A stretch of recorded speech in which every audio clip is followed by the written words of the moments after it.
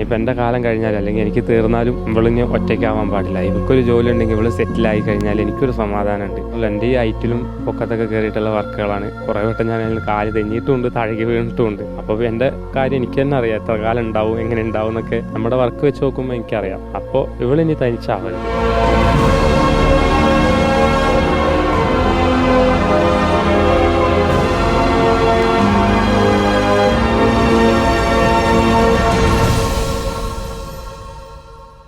എല്ലാം നഷ്ടപ്പെട്ടവളായി അവൾ മാറിക്കഴിഞ്ഞിരിക്കുന്നു.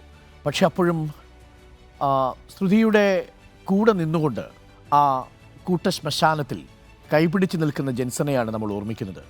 ജെൻസൻ്റെ ഓരോ വാക്കിലും ശ്രുതിയുടെ ജീവിതത്തെക്കുറിച്ചുള്ള പ്രതീക്ഷയായിരുന്നു. ശ്രുതിക്കൊപ്പം ഞാൻ കൂടെയുണ്ട് എന്നൊരു വാക്കായിരുന്നു. പക്ഷേ ജെൻസനെയും അപ്രതീക്ഷിതമായി എത്തിയൊരു അപകടം കവർന്നെടുക്കുമ്പോൾ ശ്രുതി ഒറ്റപ്പെട്ടു പോവുകയാണ്.